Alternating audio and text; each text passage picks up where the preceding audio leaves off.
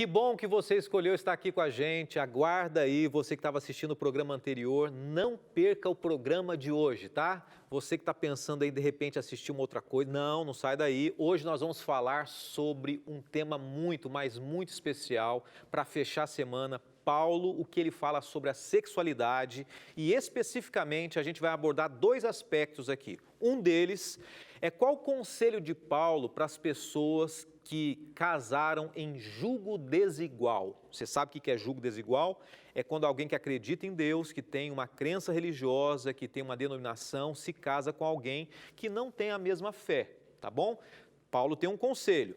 E a segunda abordagem nossa hoje aqui é falando sobre quais são os pecados sexuais que Deus condena. Tá bom? E a gente vai entender isso tudo agora no programa Escola Bíblica, rapidinho, não sai daí, eu volto com você ao vivo, aguardando a sua audiência e a sua participação também. Até já!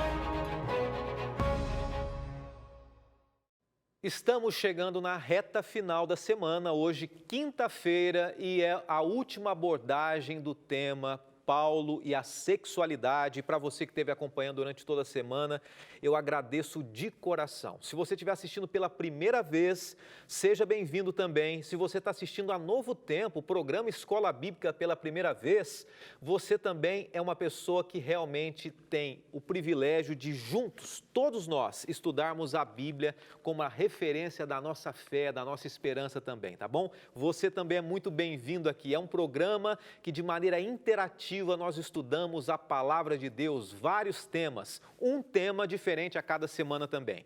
Lembrando que hoje a gente encerra um tema, semana que vem a gente vai abordar um outro tema para fechar a temporada. Nós estamos estudando sobre Paulo, o apóstolo Paulo, o mensageiro da cruz. No primeiro estudo a gente falou sobre a vida de Paulo, a conversão dele, o significado do nome dele. E se você quiser saber tudo isso sobre Paulo, é só você entrar nas nossas redes sociais, no nosso YouTube, tá lá toda a temporada, Paulo, aquele que é o mensageiro da cruz, você pode acompanhar, tá bom? Nós estamos estudando essa semana o penúltimo tema, que é justamente sobre a sexualidade, e semana que vem a gente vai fechar com o tema Paulo, o apóstolo Paulo, e o que ele fala sobre a idolatria. Idolatria, hein? Uma pergunta que eu sempre faço, você é uma pessoa idólatra? O que é ser idólatra para você? Muita gente pensa, sou, não sou, é positivo, não é positivo. Vamos lá, a gente vai estudar e qual é a visão bíblica e a visão de Paulo sobre esse tema.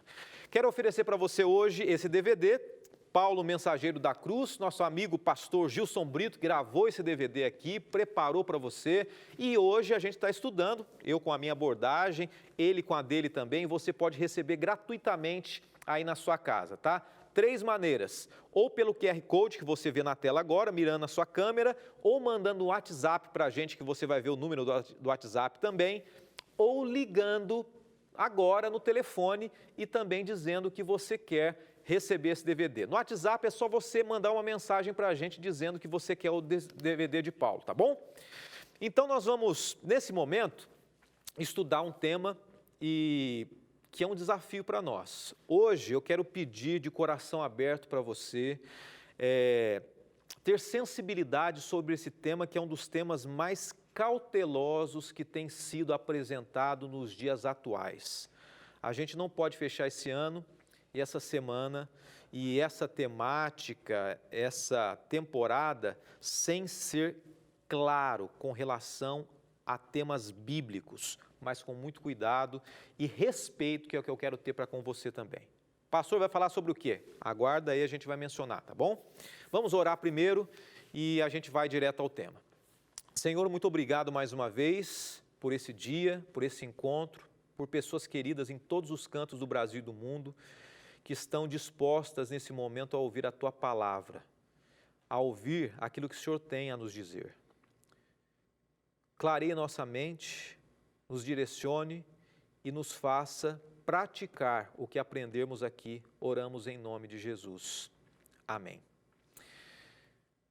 Ontem nós falamos sobre quanto a possibilidade de Paulo ter sido casado ou não. Falando sobre a questão da sexualidade, mencionamos que, de fato, Paulo ele poderia ter sido casado e, no final, apresentamos aqui algumas evidências, algumas informações. Paulo poderia ter sido divorciado ou, de repente, viúvo, não sabemos ao certo. O fato é que a tendência natural, pela história e carreira de Paulo antes da conversão, é que ele deveria ter tido contato em algum momento com o casamento. Nós falamos ontem sobre um tema delicado, falamos sobre casamento, divórcio e novo casamento na Bíblia. Tudo isso faz parte desse pacote que tem a ver com a questão da sexualidade. Nós mencionamos as razões pelas quais Deus diz que pode haver o divórcio, a separação, e as razões pelas quais não pode haver. Se você quiser acompanhar, assista o programa de ontem no YouTube ou no NT Play, tá bom? E a gente vai começar hoje mencionando o que Paulo diz sobre o julgo desigual. São duas abordagens hoje. Primeiro, o que é julgo desigual? É quando duas pessoas, um casal, eles se unem em casamento, estão namorando, seja o que for, noivado, mas eles têm características religiosas, principalmente, vamos trabalhar com a questão religiosa, diferentes, crenças diferentes. Deixa eu dar um exemplo prático para você aqui. Diríamos que eu sou adventista, sou pastor da igreja adventista. Eu sou pastor da adventista e diríamos que a minha esposa, eu fosse um membro da igreja e minha esposa fosse de outra denominação. E no sábado eu quero levar os meus meninos para a igreja. E no sábado minha esposa quer levar os meninos para a feira. Como é que vai ser? Não é fácil, né? É um desafio. Um vai puxar para o lado, outro para o outro. Não, vem comigo, não, vai para a igreja. E eles vão acabar indo para o lugar que eles vão achar mais confortável, mais fácil. O que a gente quer dizer? Realmente não é fácil o convívio natural dos casais. O relacionamento já é um desafio. Quando existe o julgo desigual, quando existem pensamentos, religiosidade diferente, as coisas ficam um pouco mais difíceis. Por isso que Deus orientou, evitem não se envolver com pessoas que tenham crenças diferentes no relacionamento. Isso não quer dizer, e aí a gente vai entender o ponto que eu quero chegar aqui, isso não quer dizer que você tem que abandonar a pessoa, não é isso, tá? Mas antes de casar, pense muito bem. Eu, rodando por aí, já ouvi várias, principalmente mulheres que chegam, pastor, eu era apaixonado pelo meu marido, mas depois que eu casei, isso eu já ouvi demais. Pastor, hoje é complicado o relacionamento, ele não quer saber de Deus, e isso e aquilo. E essa história é muito conhecida, né? Mas Paulo diz o seguinte, ele diz que existe um conselho se você convive com alguém que não tem a mesma religiosidade que você. Se a gente lê 1 Coríntios, capítulo 7, de 12 a 14, depois você lê com calma, diz o seguinte, 1 Coríntios 7, 12 a 14, diz assim que a sua fidelidade a Deus pode ser um testemunho para o seu marido ou para a sua esposa. Se você se casou com alguém que não é da sua crença religiosa, que não quer saber de Deus, você pode testemunhar para essa pessoa e haver bênção dentro do seu lar por causa do seu testemunho. Eu sei que não é fácil. E a gente tem ouvido muito isso, pastor, eu tento, mas não é fácil, ninguém quer saber, minha esposa não quer saber, meu marido. Não é, são os desafios dessa vida. Mas não há necessidade de abandonar o seu esposo ou sua esposa. 1 Pedro 3, verso 1 diz assim, olha o que diz 1 Pedro 3, verso 1. Semelhantemente vós, mulheres, sede sujeitas aos vossos próprios maridos, para que também, se alguns não obedecem à palavra, pelo porte de suas mulheres, sejam ganhos sem palavra. Resumindo, é mais ou menos assim. Se o esposo não quer saber de Deus, o testemunho da mulher vai ser um incentivo para que ele busque a Deus. Sem palavras. Você, homem e mulher, pode falar 1000 vezes com o seu marido ou com a sua mulher. Se você não praticar aquilo que você fala, não adianta nada. É isso. E Paulo está dizendo, o fato de você ter alguém ao seu lado que não tem a sua crença religiosa, já que você entrou nessa escolha que inicialmente não seria a ideal, não abandone essa pessoa. seja uma bênção na vida dela. É claro que existem situações específicas e sobre essas situações específicas nós tratamos ontem aqui no programa. Nós vamos agora para o intervalo. Depois do intervalo, eu quero apresentar um assunto delicado para você, que é justamente sobre a questão da impureza e os pecados sexuais. Com muito carinho, quero falar para vários grupos que estão acompanhando a gente aqui, não saia daí. Esse é o tema e a abordagem que a gente vai fechar essa semana. Bem rapidinho, a gente volta já.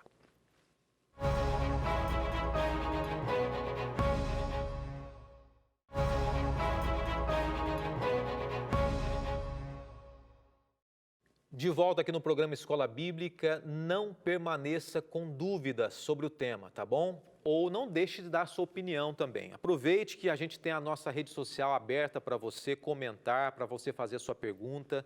Deixa eu dizer para você, está acompanhando agora? Então você não segue ainda? Siga a gente, estamos transmitindo agora pelo facebook.com/Escola Bíblica NT. Você pode comentar ali à vontade, estou aberto. Se quiser discordar, concordar, ou siga o nosso Instagram. No finalzinho do programa, eu sempre procuro dar uma olhada quem respondeu, quem participou, quem está seguindo a gente, @Escola Bíblica NT. Vai ser um prazer ter você seguindo a gente hoje nas redes sociais. Dia 20 de dezembro, sem ser esse domingo agora, no próximo, vai ter o programa Todos na Mira. O programa Na Mira da Verdade, você conhece aqui da Novo Tempo. Vão ter 5 pastores esse ano. Não poderão estar todos aqui, mas estaremos em 5 esse ano para responder as suas dúvidas. Dia 20 de dezembro, domingo, às 20 horas, às 8 horas da noite. Vai estar presente, eu vou estar presente com você, pastor Arilton Oliveira, pastor também Rodrigo Silva, pastor Joel Flores e Leandro Quadros, tá bom? Então, esses 5, nós estaremos respondendo e tirando as suas dúvidas em vários temas aí. Mas a gente vai apresentar agora, para fechar o tema, falando sobre impureza. O que é impureza na Bíblia? Que Deus condena, né? Impureza, vamos lá, vem do grego porneia, termo geral para todas as formas de relações sexuais ilícitas. Mesmo com o consentimento do cônjuge ou com a participação do cônjuge, Deus diz assim, existem atos que são porneia, ou seja, impuros. Assim como foi na época de Paulo, Paulo declarou o seguinte, por que é que nós não devemos praticar algumas coisas? Porque o nosso corpo é santuário do Espírito Santo, ele deve ser preservado, né? O segundo ponto que eu quero dizer para você é que nós não pertencemos a nós mesmos, nós somos comprados por um preço, o sangue de Cristo Jesus. 2 pontos para a gente pensar aqui.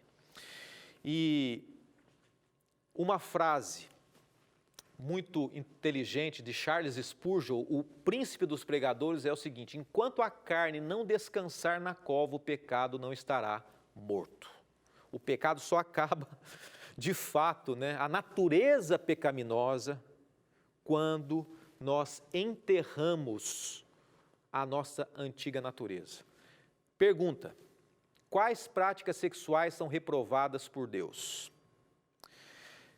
Muito importante a gente separar tendências. Tem gente que tem tendência para realizar alguns atos pecaminosos. Tem gente que tem desejos. Tendência é uma coisa, desejo é outra. Fraqueza, né? Outra coisa é a gente praticar. Então presta atenção aqui, uma coisa é eu ter a fraqueza, outra coisa é eu praticar essa fraqueza. Tá claro? Paulo tinha as suas fraquezas, mas ele lutava para não praticar. Ele dizia o seguinte, eu esmurro meu corpo todos os dias. Paulo fala assim, eu luto contra a minha natureza carnal. Praticar atos impuros é se entregar. Por isso que Deus está dizendo que Ele condena aquela pessoa que se entrega à prática. À prática, tá? Romanos 1, 24 a 27 diz assim, olha que texto forte. Vamos ver se a gente tem tempo para explorar bastante coisa hoje aí, né? Por isso Deus os entregou à impureza sexual, segundo os desejos pecaminosos dos seus corações, para a degradação dos seus corpos entre si. Trocaram a verdade de Deus pela mentira e adoraram e serviram as coisas e seres criados em lugar do Criador, que é bendito para sempre. Amém. Por causa disso, Deus os entregou às paixões vergonhosas. Até suas mulheres trocaram as suas relações sexuais naturais por outras, contrárias à natureza. Dessa mesma forma, os homens também abandonaram as relações sexuais com as mulheres e se inflamaram de paixão uns pelos outros. Começaram a cometer atos indecentes, homens com homens, e receberam em si mesmos o castigo merecido pela sua perversão. Homem e mulher foram feitos à imagem de Deus. O que foge disso destrói a imagem de Deus no homem. Tem que ficar claro algumas coisas aqui muito importantes que eu quero deixar para você. Você viu aqui que está falando de relacionamento homem com homem. Que tema delicado hoje. Em momento nenhum, e eu estou dizendo o que a Bíblia está falando, não é a minha opinião, não é a opinião da Novo Tempo, é o que a Bíblia diz. Em momento nenhum ela está condenando a pessoa que tem as tendências ou características do homossexualismo. Ela está condenando a pessoa que se entrega a práticas sexuais ilícitas. E uma dessas práticas, uma coisa é eu ter fraqueza por mulheres, não posso ver mulher. Isso é normal, um homem, natureza pecadora, pecaminosa. Outra coisa é eu me entregar e sair aí com todas as mulheres sendo casado. É diferente uma coisa da outra. Então, uma coisa é Deus amar a pessoa. E eu quero falar algumas coisas para você pensar, para você entender em que ponto que a gente quer chegar aqui. Deus ama todas as pessoas igualmente. Deus não considera alguém melhor do que outro por ser hétero ou por ser homossexual. Isso você pode ver em Romanos 2, verso 11. Essa é uma contribuição também do programa da Mira da Verdade com essas abordagens aqui, tá? Que trouxe para a gente. Todos os seres humanos, sejam héteros ou homossexuais, têm direito proporcionado por Deus e pelo Estado de serem tratados com a mesma dignidade e respeito que Ele atribui à vida humana. Não importa se você é hétero ou homo, você merece respeito diante da sociedade, diante de Deus. Concorda? Terceiro ponto, Cristo quer restaurar a vida de todas as pessoas por completo, tanto os aspectos físico, mental, social e espiritual. E aí tem alguns textos aqui. Quarto ponto, a salvação por meio da fé em Jesus Cristo, Romanos 5, verso 1, está disponível a todo ser humano, seja hétero ou homossexual. A gente está criando um pano de fundo para você entender o seguinte, que não existe acusação aqui. Existe uma orientação dura da Bíblia dizendo que, independente da sua área de atuação, de perversão sexual, isso é pecado, mas Deus não acusa a pessoa. Último ponto. Biblicamente devemos diferenciar a prática homossexual de orientação sexual. Por isso a Bíblia condena a prática homossexual, a prática. Não a pessoa que tem a fraqueza, mas a pessoa que pratica o ato homossexual. Mas jamais uma pessoa que possui tal inclinação, porque ela não pediu isso. Não há dúvidas de que Deus tem orgulho de cada um de seus filhos que se esforçam para viver dentro dos seus planos. Então, aqui a Bíblia não está para condenar ninguém. 1 Coríntios 6, verso 10 e 11, fala um pouco mais sobre as práticas sexuais. Deixa eu tentar ler para você. 1 Coríntios 6, 10 e 11 diz assim, se você puder ler comigo. Aqueles que não receberão a salvação, nem ladrões, nem avarentos, nem bêbados, nem maldizentes, nem roubadores herdarão o reino de Deus. E aí vai. Verso 9. Não vos enganeis, nem impuros, nem idólatras, nem adúlteros, nem afeminados, nem sodomitas. A Bíblia está dizendo o seguinte, que independente da sua orientação e opção, o que Deus não permite é que haja perversão sexual, prática. Com relação à deturpação da sexualidade, existem dois tipos de moralidade. A Bíblia não está sendo homofóbica, nem sexofóbica, nem heterofóbica. Ela está enfatizando que o homem, longe de Deus, o ser humano longe de Deus, os seus interesses carnais, que inclui os homossexualismo ou o heterossexualismo, eles têm práticas que são contrárias à vontade de Deus e o plano de Deus. Todos nós, se a gente for analisar, todos nós temos vários motivos humanos para justificar as nossas tendências, né? A nossa busca por prazer. A gente diz às vezes assim, olha, mas a minha genética, a minha família é assim, eu nasci assim, o sangue, meu pai sempre foi mais, né? Ele gostava mais de bagunça, eu nasci assim. O ambiente que eu fui criado, né? Alguns fatores que desencadearam na família, mas Deus pode mudar tudo isso. Ninguém, olha aqui, deixa eu dizer uma coisa para você, a Bíblia diz assim, ninguém tem a justificativa de dizer, eu tentei, mas é maior do que eu. Ninguém tem justificativa para dizer assim, que praticou atos sexuais promíscuos, sejam héteros ou homo, não importa. Quando a pessoa se afasta de Deus, ela fica à mercê dos seus próprios desejos e paixões, como o próprio Paulo menciona. Atos sexuais ilícitos, por exemplo, como sodomia, bestialismo, fornicação, homossexualismo, homossexualidade, melhor dizendo, pedofilia, incesto. Tudo isso é dito na palavra de Deus que a prática desses atos para Deus é imoral e é incorreta. É o que a Bíblia diz, ok? Eu não posso pregar nada diferente do que a Bíblia diz, mesmo sabendo que existem pessoas que estão aí dizendo assim, pastor, é isso aí, pastor, seja duro. E pessoas dizendo, que falta de compreensão. Não, Deus ama todos, Deus ama a pessoa, o hétero, o homo, não importa. Deus ama aquele que tem o maior pecado, seja em que área for. Mas Deus diz o seguinte, existem escolhas, nós falamos logo no início, pecados que mostram que o ser humano está pensando mais em si. O apelo de Deus é que essas práticas sejam urgentemente abandonadas, pois ela deturpa a imagem do ser humano, a imagem de Deus no ser humano. O pecado é o amor de Deus em si mesmo. E eu gosto dessa frase, sabe de quem? Para aqueles que são católicos, amigos assistindo a gente, chamado Santo Agostinho, ou Agostinho de Hipona, né? Olha o que ele disse, o pecado é o amor de si mesmo, até o desprezo de Deus.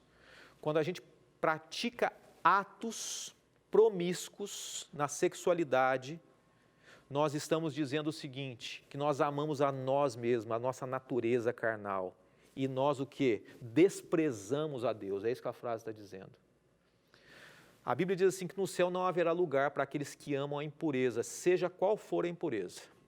A oportunidade de perdão, de remissão das práticas pecaminosas, ela está aberta a todos. Todas as pessoas.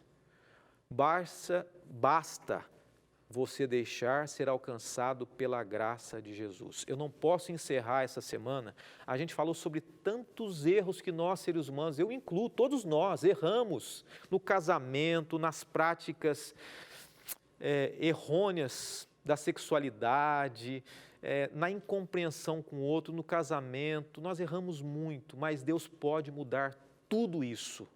Deus pode mudar as tendências herdadas. A genética humana não é capaz de vencer a mudança que Deus faz no seu coração. O ambiente que você nasceu não é mais forte do que o poder de Deus na vida de alguém. E eu encerro com esse texto aqui para você. Romanos 6, 23.